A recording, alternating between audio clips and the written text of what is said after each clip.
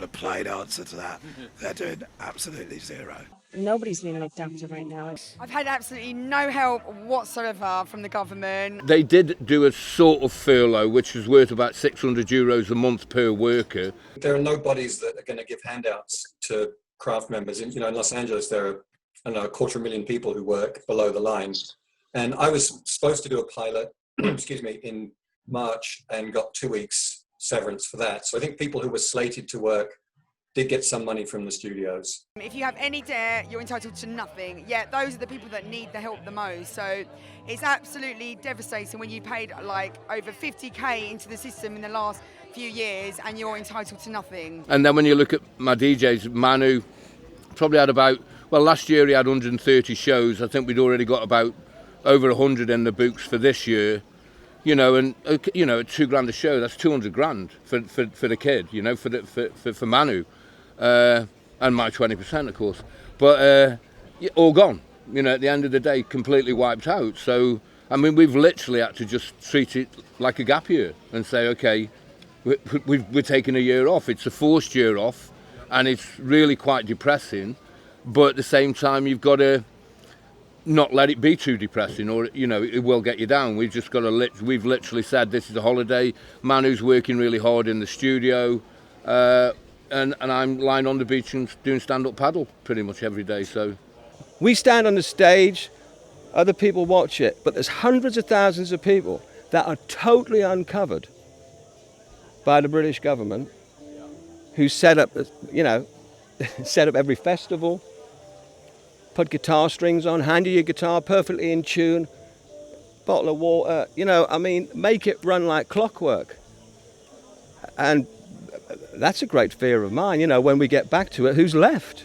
Arts funding that's been provided by the UK government is a joke as well. Most people I've spoke to, the process is 2 days with an accountant, very difficult forms. I know there's a lot of AFEM and the nighttime organisation are trying to help people. You have to prove that you're turning over 50 grand a year in order to get access to most of the grants or the money from the Arts Council, which a lot of these the freelancers that are like crew or whatever, they just don't have the ability to prove that. They've got no access to money. They're being shut out of the money. What they did in America, which was quite admirable, was they didn't worry about guys like, the bigger bands could get government-backed loans, I believe, but any artist, musician, crew member who earned under $100,000 could get various levels of grants and loans and support and so forth.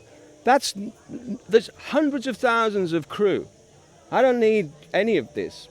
The crew, the American crews are laughing. The British crews are getting very, very little. They're not covered by it. I heard in Germany they're really supporting the music and arts industry a lot more than they are, and I heard in Europe they are also. So I don't know what's happening in England, but I would assume that Europe will do a better job of it than America. So whatever he said, I don't really see it happening. I mean, I'm sure Trump says a lot of shit every day and it's all lies, so I wouldn't believe a fucking word he says. There's been no response, and I think it's interesting because I think our business has never really needed any government assistance for 25 years.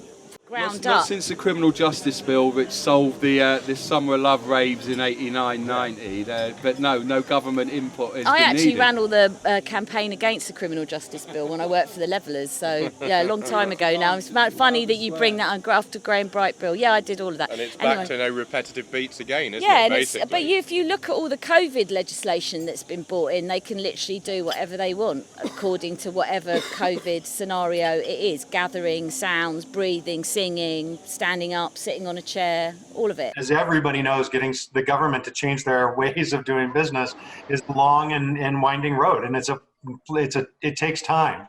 And so while there's been lobbying, it doesn't necessarily mean that a business is going to be able to tell, somebody, the government in New York, that they should change their policies and procedures just because something's happening in California. Well, the government was supporting all businesses with these payroll protection loans, which allegedly some are forgiven, some are not. So there's support in that realm, but not a lot of specific support for film and TV as an industry. How have you found your dealings with the UK government? Would it have been better dealing with, here's the thing, would it have been better dealing with Keir Starmer or Mr. Johnson? Yeah, I'm still going to plead the Fifth Amendment on that one, because we still have to go back and deal with them tomorrow. Since shutdown in March, Mark Davyd there and Beverly at the Music Venue Trust have been incredible, supporting, I think, 850 venues around the country, and with absolutely every inquiry we could have, you know. And when we've all been screaming out, they've consoled us and said, have you tried this and have you tried that avenue?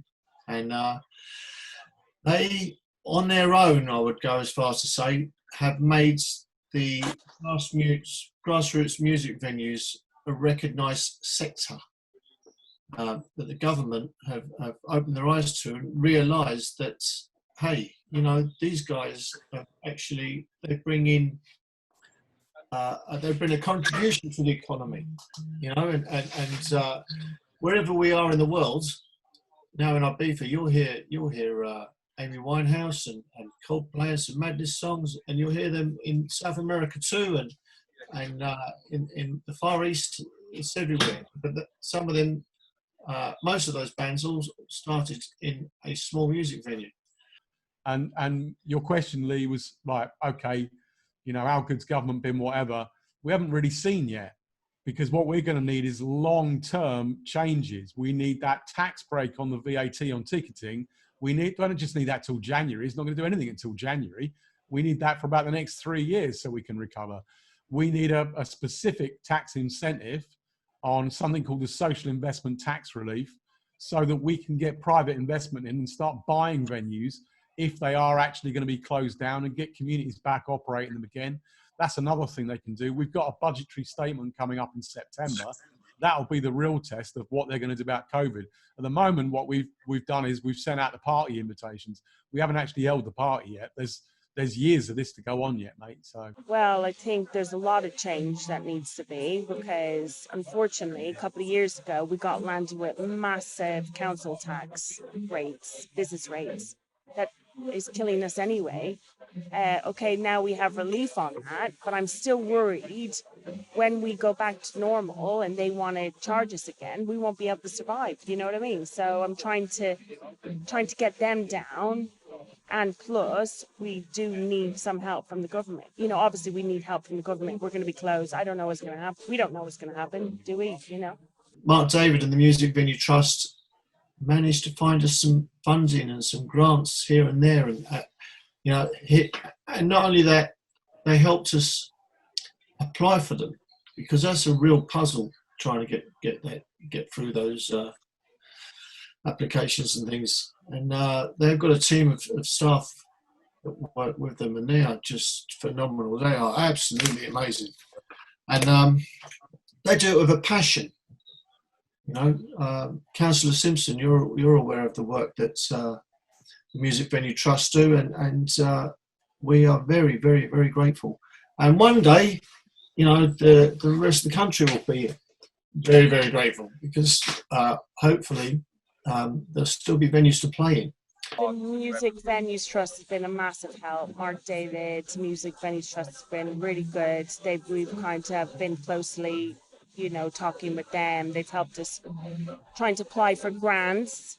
We got kind of a discretionary fund grant back, but it wasn't much. And we're now trying to get more off the Arts Council or whatnot, but I don't know. We don't know if we'll get it. You have to jump through hoops to get it. It's like the paperwork is like off the hook to try and organize. It's not easy. Listen, some of it's been chaotic. Some of it's been, you know, makes you feel like they're just making it up as they go along.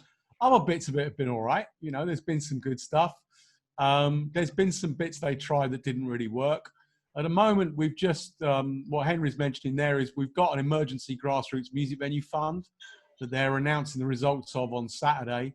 And without giving away too many confidences, I think it's fair to say that Somebody on this call's done all right, Henry. so that's good news. We're not allowed to say what that is, but there's also the Culture Recovery Fund, which we have a huge team working on at the moment. We've so far done 156 applications, which we've done in the last 96 hours. Nobody's had any sleep, so we're all a bit frazzled. But the truth of it is, it's still bloody hard work out there, and some venues aren't going to be successful. We're going to have to try and pick those up. We're working on trying to get more funding into the Music Venue Trust itself, so we can step in at the end. The question is, what happens after all this sort of interim funding? You know, this is all very well. We can probably prevent these venues from being closed down, but it's going to take a long while for the industry to recover.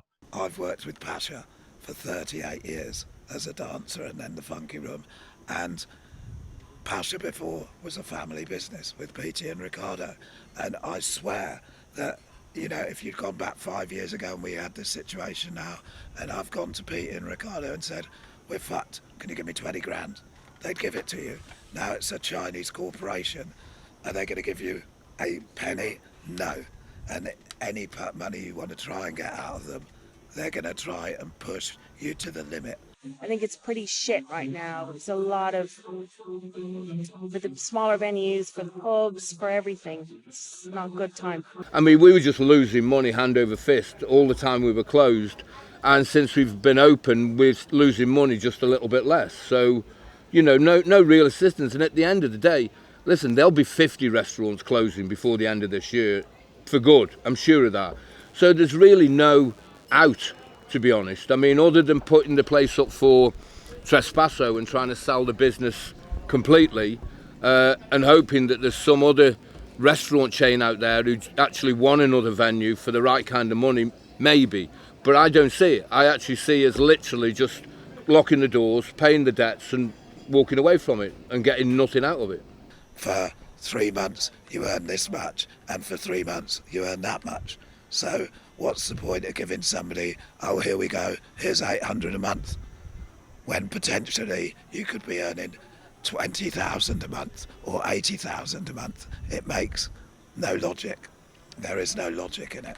The government is holding these wages at 70%, and also for the ones that have not opened are still holding also the insurance, and for the ones that are open are helping in the insurance. He basically got the dole, you know, so you know, £1,000 a month, and they still took his autonomo off him, which is like his social security payment. So they sort of give you £1,000 and then take 350 back off you for your social security, so you end up with €650. The virus is a huge problem, but the bigger problem is the politics of the virus.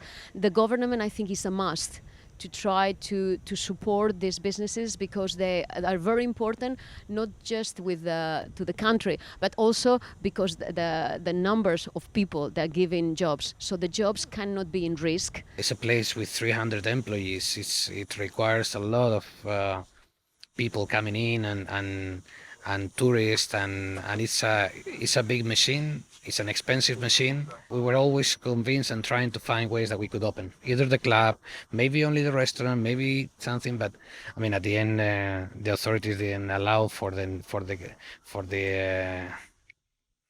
clubs to open, and we actually agree with that. I think it's very risky. I want to ask, this is George Nightmares and Wax. I want to ask a question. It seems as though there's a lot of people in the room from the same industry. Most people know what most favoured nations is in a contract, right? Yeah? Yep. All right, so how do we feel about the announcement that Trump made about pharmaceutical companies and the executive order that implemented most favoured nations with pharmaceutical companies last week? As I say, anything Trump said is a lie, so it doesn't really matter what he said, you know. It's a disaster for most people. I mean, I just stay in and do my work at home, and, you know, I don't even go out at all. But, you know, for people who do go out, it's a disaster, because he just sold a line of bullshit, and there's a lot of ignorant fuckers here who believe everything he says, and hopefully he'll be voted out. But you obviously understand the power of an executive order. Yeah, he makes executive orders, but some of them are not going to be able to go through the Congress. The Congress can contest it, and some of them are illegal and some of them aren't. And, you know, he just does things to get people to react. So would you say that all presidents that make executive orders can be overthrown? Well, I mean, Obama made some executive orders too, and you know, obviously, they're not the best way to do things. But at some point, you know, people just get frustrated. In Obama's case, in Trump's case, these executive orders he's made, I don't think he expects them to actually happen. You know, everything he said about Corona has just, you know, it's definitely cost a lot of lives because people literally believe what he says. I think that's the same in every country. Well, maybe in England, but I don't know if it's in every country. But I'm just saying, in this country, we have 170,000 people dead from. Yeah, well, you had a kind of big population compared to England and stuff. Yeah. But no, I thought the most favoured nation thing was interesting because whether it's true or not, if something like that did actually happen, what a game changer that would be, and us being in the industry, understanding what that term means. I was just amazed that nobody actually spoke about it. If it happens, it would be a game changer. I just don't believe anything that he actually says will actually happen. I think it's extremely complicated here in the US because there are so many different jurisdictions. So we have the federal government trying to advance, you know, some cures and funding certain pharmaceutical companies. Then we have states making their own decisions about how venues can open up, what type of production guidelines are created. Then we have local municipalities like our, you know, that are making decisions based on cities or counties. And then you have the unions that are representing their members regardless of where the members are, you know, whether it's SAG-AFTRA or any of the musician, you know, unions. And so ultimately you have a lot of people making decisions on what will be acceptable. And it kind of just depends on where you're at. And that's why, you know, we've seen some of our professional sports teams have to make a decision about playing in a bubble and not being able to travel, is because there isn't any uniform guideline of what do you do, you know, in, I don't know, in Florida versus when you go to Denver, Colorado, as an example. So what we're doing is we're working with multiple government agencies just to figure out what we're going to be able to do here in Los Angeles or in the Latin Grammys instant in Miami. But ultimately, you do have to work with multiple ones because there isn't one overriding architecture or a story of how we're going to be able to get something done production-wise. As Brandon said as well, creatives will find a way. You know, Paul was desperate to finish that film. We created a COVID-safe environment to allow that to happen. Things are slowly starting to move here in the UK as well, but it's going to be a long road. You know, there is no answers we've discussed. It's short term, we're going to have to go through all the pain, and the government is not helping really. You know, the freelancers, it's just not really helping. The venues, the theatres, you know, in a year's time, it's just not really going to be around if we're not careful, and that's my concern. I think, you know, we will push through it, but it's going to be a long and really dangerous and difficult road for a hell of a lot of people. I think that the Cultural Recovery Fund is great. So it's a great announcement, and we were really pleased. We were about to do a big lobbying campaign calling for much of that, but the problem has always been, and it always will be, with the detail. And the detail has been that it only really covers from October onwards. So any venue which has not been able to open pre that and has been amassing debts is going to struggle.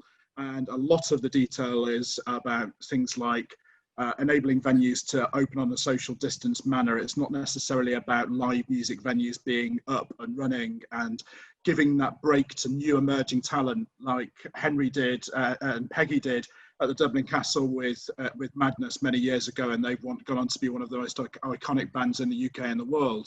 So I think there's a lot still to do. We have all sat around the table on many occasions, and they've presented protocols which they've suggested to us will allow us to open the markets again. But the reality is 2 metre, 1 metre plus social distancing doesn't work. We all want to come back safe, but we also need to come back in a viable position that's workable, and we also need to consider the experience of the customer. So there are several elements there that we need to really sort of take note of. One thing that we have been working on is, and Mark's been involved in this as well, is a document which is a scientific review of the government's process to determine how they would react to risks through all the evidential pieces of science out there. It's brought together into one piece of work. It started off at 44 pages. We asked it to be a bit more succinct, and typically a scientist made it 96 pages, I think, which didn't help matters. We're actually taking we're driving the agenda as far as the government is concerned. We've been made to sort of push back. The exclusion of, outdoor events, festivals, venues, nightclubs has been driven back over several narratives with different promises at different times. Similarly, culturally and economically, the cost now of not coming back in a robust way, where the government, who asked us to and pretty much insisted, and we went along with it, shut us down. Now we need to be supported, and actually even taking debt is not the solution, but a lot of us have gone along with some of that with some grants. I mean, Mike didn't talk about it, but Mike's done a lot of great work around bringing landlords in to talk about rents. At the end of September, there's going to be a bit of a bloodbath again with people who now can't pay certain rents if landlords are not unified with us to challenge the banks who are bailed out. And we need to talk about how each of the economies globally are going to get back on their feet. People go to work, they have daily interactions, and we mitigate the risk. There is a risk, right? There's a risk when we drop our kids at school. A lot of kids, unfortunately, every year, statistically, get killed on the road. I mean, a lot of people killed on the motorway every year. We do not then shut down the motorways annually. And this is not to be cavalier, right? We absolutely have to protect the vulnerable, the high-risk groups, but we have to be able to be very vocal now and say, the cost to not getting our culture and society back up, fully done in a proper way, is so immense and immeasurable that now we have to balance these risks and say that for many demographics, we need to be able to get back, and I would say in a way that was very similar to how we were before. And I think we've got to be quite vocal, because a lot of people are scared that our industry is going to be presented as though we don't care about people, and we know that's the opposite. We're very professional and diligent, but we have to be very vocal and be able to go out there and put ourselves on the line and say this is really as important now for so many reasons. We as an industry are way behind on making those arguments. I mean, I don't know how you all got to Ibiza, but I'm guessing it was on a plane. The plane companies were in there straight away explaining how their ventilation system works, how it was going to be safe, why you could all sit next to each other, everything else. Same thing, frankly, with the pubs. Pubs and bars were in there pretty quickly saying, we can do this, we can do that. This won't matter, the clientele is younger. In our industry, we are quite far behind on making that balanced case that Alan's just described there. Actually, we're not doing that very well. We are being quite, as you've just described it, we're quite afraid of saying out loud some of the truths of this, which is, as people are describing, frankly, most of our clientele are not in high risk groups. That's a fact. That most people who go to small venues are not in high risk groups. It's not very nice to have those conversations, but for all the reasons that everybody just given, you're going to have them. It's ridiculous. We followed it to the fucking letter, that drive-in tour, with Live Nation, right? And then they changed, they devolved the power to local government, so local government could do their local lockdown, and DURAN was fucked. So that's the law now. We have to face up to the fact that we're the last on the list.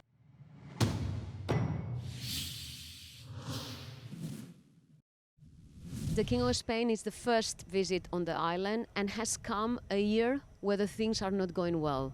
So this means that he's very interested in how he's developing the tourist in this COVID situation. So he is very worried, of course, because he knows how important is the tourism for the Balearic Islands.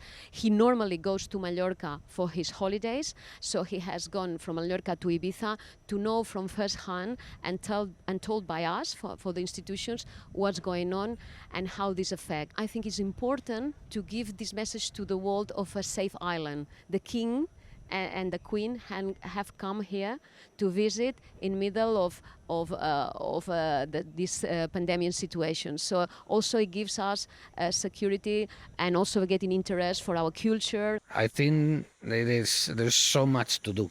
There's so much to do, and I wouldn't like to be on their shoes, to be honest.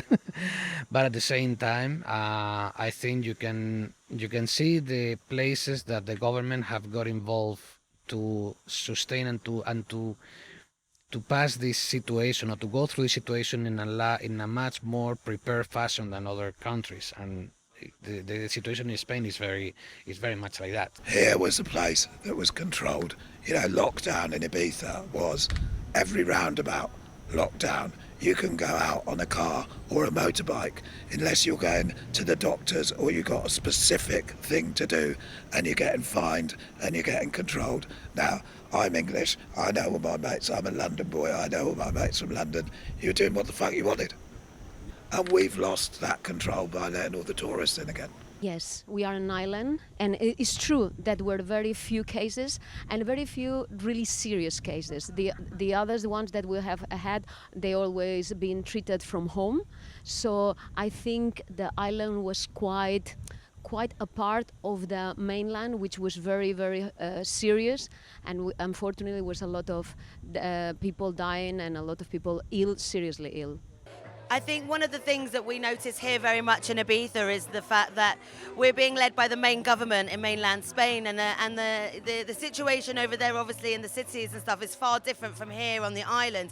I'm very disappointed with the way the Balearics have not stood up and tried to push for their own rules and regulations to suit the islands where we are relatively safe. We haven't had many cases, we haven't had many fatalities. We had nearly eradicated COVID. We were down to stopping it. Now, had you said that from that day, no more tourism, only inter-island tourism, nobody coming from Barca, nobody coming from the peninsula, only here, then every club here could have been open. And could have, you know, like PACHA always opened in the winter, like Guarana, like all these places, like you, and everywhere kicked in the winter, and we've just fucked it. I would have discriminated Spain better. Balearics and Ibiza is not the same that Madrid, that Aragon, and that Catalonia. I think this will be a good advice, because he has treated everybody the same, and we are not the same. With the UK quarantine, we lost, 40-45% of our bookings in the Ibiza Rocks Hotel. And then we're to blame. You go back to England and you go in quarantine because you've been in Spain. Wait a minute, 90% of them are brought in fucking here. What are you talking about?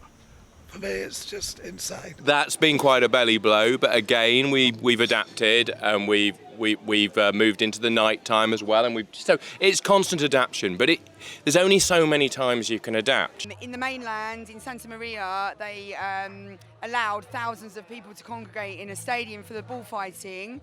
Yet we're not allowed to dance outside here in an open space on the beach. If the rules for ones are one because of sanitary needs, the others have to be exactly the same. I think we have to be homogeneous. We have to do the same with the sanitary solutions. I don't understand why it happened. It's irresponsible.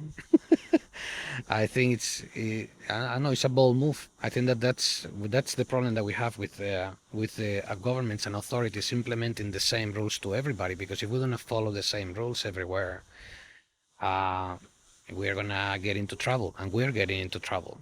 I think it has to be the same everywhere.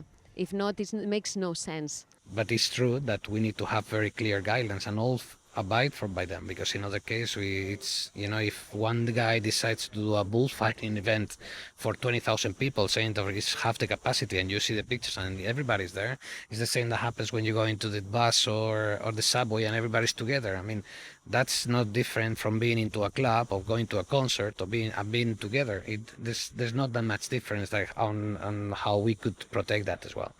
Understandably, yes, we wouldn't necessarily be able to have the big clubs, but we should, I feel, be able to party in smaller environments and more controlled environments in order to keep our economy and the island alive so that we can survive. Here in Spain, the truth is that the tourism is so important, and tourism comes from outside. The national tourism covers for part of it.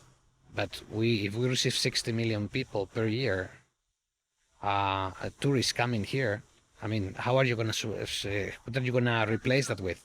All the money that is generated here, you cannot just replace it from one day to another. And I think we could tweak it. We don't necessarily have to be on mass gatherings, but it could be tweaked. And I think they're stifling us, controlling us, and creating rules and regulations which are way much more severe than we should have. At the start, we didn't know exactly how it worked, the illness, but knowing that the contact was very important, and the cases here were under control. Maybe all the people that had to arrive to the island were arriving from the air or from the boat. Maybe the controls of that people before coming, maybe I will have put an effort, more serious effort. They're changing the laws day to day. We don't know whether we're coming or going. The government are just making up the rules as they go. We allowed people coming from the mainland or coming by plane from other countries without control, and this probably has import cases that for us were important not to have. We are more fearful of the control, the lies, and the rules and regulations, and the lack of livelihood, and the lack of money and income that we're going to have over the next year or so if things continue, rather than the actual virus itself. After the quarantine of the British government, after the German government, Holland, all the countries have warned the citizens not to come to Ibiza. This has been a big punch for the island, I would say. Again, I would not like to be on their shoes, but they have to be, in terms of entertainment, we need to be very close to the associations, we're very close to the art and culture, to make sure that everything is everything we find together a way, because I don't think that the government will know exactly how to keep it, but together we should find a way to make sure that things are done properly. We have to try to work together, the business people, the citizens and the governments, to work in a way to continue our lives. What we can't do is to stop the light. We have to be this is very serious. We have to be very concerned, but we can't stop the world. I think we all have to hang in there, stay united, help each other out, and let's put some pressure on the government, get some money.